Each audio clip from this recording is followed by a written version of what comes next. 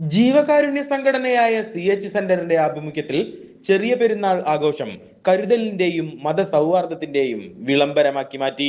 Thrissur medical കോളേജിലെ രോഗികൾക്കും കൂട്ടിരിപ്പുകാർക്കും ജീവനക്കാർക്കുമായി സംഘടനയുടെ നേതൃത്വത്തിൽ 4500ഓളം ബിരിയാണി സദ്യയൊരുക്കിയ പ്രവർത്തകർ പെരുന്നാൾ ആഘോഷത്തെ വേറിട്ട മഹനീയ പ്രവർത്തനമാക്കി മാറ്റി.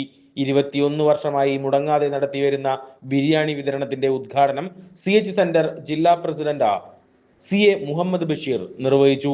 PM അമീർ അധ്യക്ഷത വഹിച്ചു. ഷാഹുൽ ഹമീദ്, മുഹമ്മദ് അലി, MA അസീസ്, MA റഷീദ്, ജമാൽ മനയത്ത് തുടങ്ങി നിരവധി നേതാക്കളും പ്രവർത്തകരും പങ്കെടുത്തു.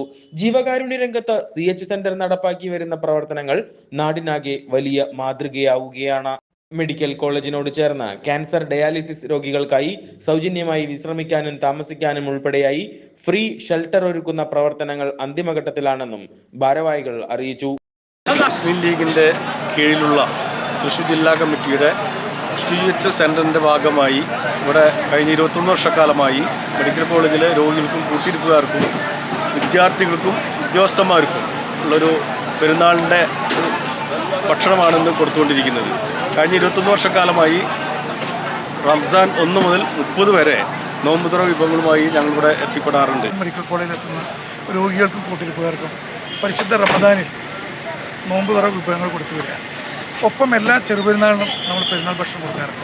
ഈ പ്രാവശ്യം 4500ഓളം വരുന്ന രോഗികൾക്കും കൂട്ടിരിപ്പുകാർക്കുമാണ് പെരുന്നാൾ ഭക്ഷണം കൊടുക്കുന്നത്. 150 രൂപ വീതം ഏറ്റവും പാവപ്പെട്ടവർ അതിദാരിദ്ര്യം അനുഭവിക്കുന്നവർ ഉൾപ്പെടെ ഇതിലേക്ക് അയച്ചെന്നാണ് ഇതിനു വേണ്ടിയുള്ള ഫണ്ട്. എല്ലാ സുമനസ്സുകളുടെ സഹായത്തോടെ ഇത് ചെയ്യും.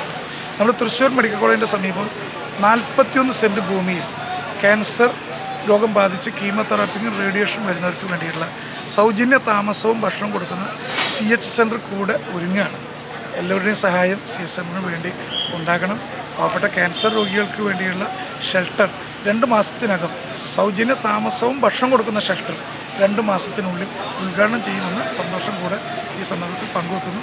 ഏവർക്കും ചെറിയ പെരുന്നാൾ ആശംസകൾ.